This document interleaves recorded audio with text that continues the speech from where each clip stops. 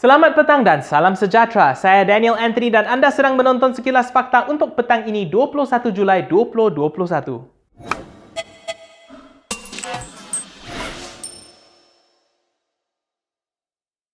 Gabungan Kumpulan Anak Muda Sekretariat Solidariti Rakyat mengajak orang ramai menyertai satu demonstrasi jalanan pada 31 Julai akan datang. Ini lanjutan daripada bantahan atas talian dengan orang ramai berkongsi gambar bersama bendera hitam. Seruan itu dimaklumkan dalam satu kenyataan hari ini, namun sekretariat itu menjelaskan masa dan tempat akan diumumkan dalam masa terdekat. Sekretariat itu dalam tuntutannya menggesa agar Perdana Menteri Muhyiddin Yassin dan kabinetnya berundur, sidang parlimen diadakan secara sepenuhnya dan pemberian moratorium untuk semua. Sabtu lalu, kumpulan itu mengadakan demonstrasi ala flash mob di Dataran Merdeka yang menampilkan bendera hitam dan patung mayat berbalut kain kafan. Polis telah mengenakan kompaun kepada 3 penganjur, masing-masing sebanyak RM2,000 kerana melanggar peraturan SOP COVID-19 yang melarang perhimpunan awam. Timbalan Speaker Dewan Rakyat Azalina Othman Said mencadangkan agar Peguam Negara Idrus Harun hadir ke sidang khas Parlimen minggu depan. Ini supaya Idrus boleh menjawab sebarang soalan berkenaan ordinan darurat yang diwartakan sepanjang penguatkuasaan darurat. Dalam kenyataannya, Azalina berkata Idrus bertanggungjawab untuk berbuat demikian dengan mengambil kira peranannya sebagai penasihat perundangan kepada Yang di-Pertuan Agong dan Kabinet. Azalina turut membangkitkan perkara 145/2 Perlembagaan Persekutuan berhubung peranan Idrus untuk menasihati Agong, Kabinet atau mana-mana menteri dalam soal perundangan. Selain itu, Azalina menggesa agar lebih banyak jawatan kuasa terpilih parlimen diwujudkan dan diberi dana. Katanya ia bagi menangani keraguan orang ramai berhubung keberkesanan sidang khas parlimen 5 hari yang bermula pada 26 Julai depan.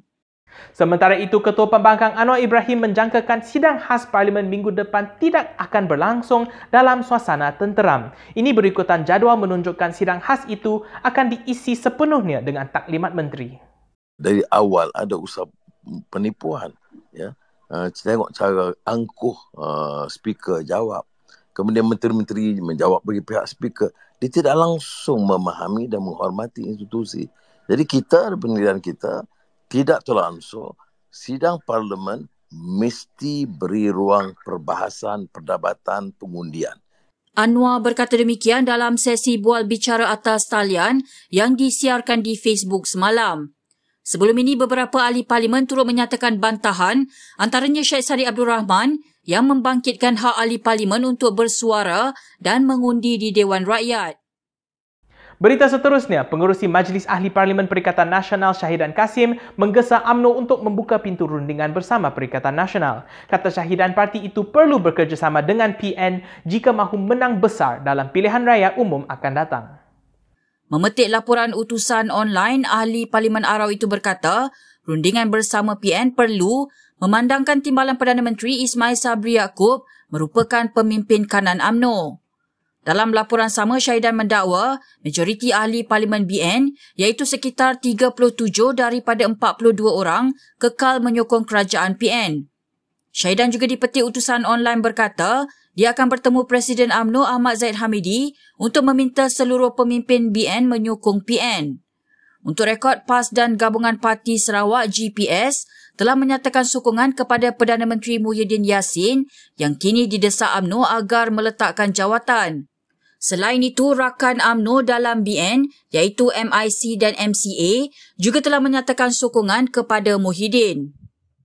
Good Morning G-Sure, minuman pertama produk buatan Malaysia yang bernutrisi lengkap dan berasaskan tumbuhan. Ia sesuai diminum oleh mereka yang mengalami intoleransi laktosa. Kajian oleh Universiti Tempatan menunjukkan bahawa lebih daripada 90% populasi Malaysia mengalami intoleransi laktosa. Intoleransi laktosa boleh menyebabkan perut kembung dan diarrhea. Good Morning G-Sure membantu meningkatkan sistem imunisasi, merendahkan risiko penyakit dan meningkatkan daya serta kekuatan tubuh badan. Keluarga bahagia bermula dengan keluarga yang sihat, dan saya di usia 52 tahun masih aktif, kuat dan sihat semestinya dengan Good Morning G-Sure.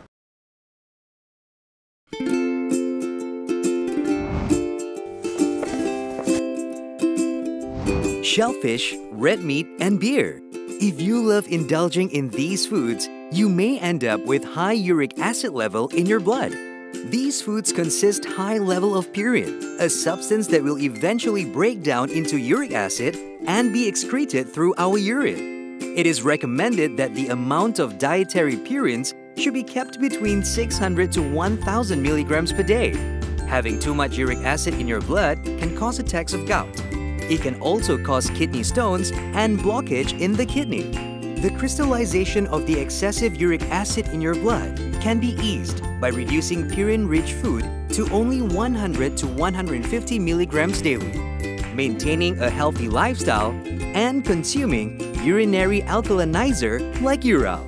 It consists of sodium bicarbonate, citric acid, and sodium citrate that increases the urinary pH and solubility of uric acid to prevent crystallization. Best of all, it's lemon-flavored and sugar-free. Ural, effective urinary alkalinizer. Neutralize your uric acid problem now.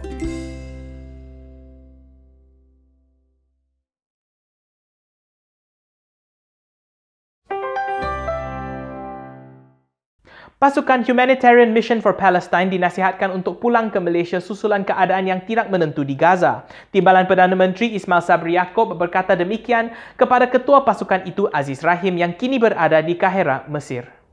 Untuk rekod, misi tersebut bermula 19 Jun lepas bagi menyatakan solidariti rakyat Malaysia kepada warga Palestin selain menyalurkan bantuan kemanusiaan dalam bentuk kewangan, bekalan makanan dan ubat-ubatan.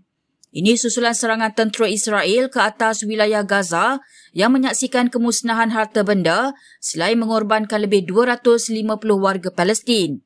Bagaimanapun, misi pasukan tersebut ke Gaza tersekat berikutan masih menunggu kelulusan memasuki Gaza melalui Mesir.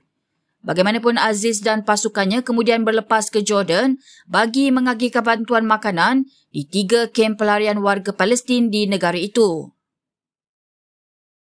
49 individu ditahan bagi membantu siasatan pelanggaran SOP kerana menunaikan solat sunat Aidiladha secara terbuka di Bukit Mentajam semalam. Ketua Polis Pulau Pinang Muhammad Suhaili Muhammad Zain berkata 48 warga Bangladesh dan seorang lelaki tempatan telah ditahan secara berasingan. Difahamkan kesemua mereka ditahan dalam satu operasi apabila kira-kira 200 individu menunaikan solat Aidiladha di kawasan lapang berdekatan surau Taman Pelangi Juru. Tindakan itu melebihi kapasiti 100 jemaah yang dibenarkan mengikut SOP Perintah Kawalan Pergerakan. Terdahulu tular di media sosial video solat Aidiladha itu di kawasan tempat letak kereta sehingga ke tepi jalan raya bermula jam 8.30 pagi hingga 9 pagi. Sementara itu, Muhammad Syaili berkata laporan berhubung kejadian itu telah diserahkan kepada Ketua Polis Negara Akril Sani Abdullah Sani. Sebelum ini, Menteri Dalam Negeri Hamzah Zainuddin meminta Ketua Polis Pulau Pinang memberikan laporan dan penjelasan terperinci berhubung penugasan anggotanya memantau pematuhan SOP semasa perayaan Aidiladha. Berikut beberapa lagi ringkasan berita untuk hari ini.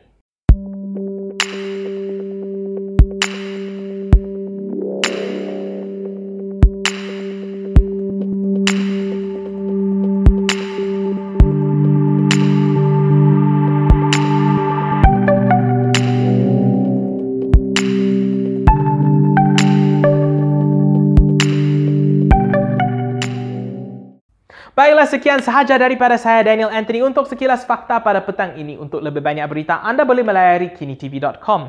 Anda juga boleh mengikuti kami di Instagram, Twitter, YouTube dan Facebook. Bila keluar, jangan lupa memakai pelitup muka dan bila boleh sila duduk di rumah. Saya Daniel Anthony, salam hormat dan jumpa lagi.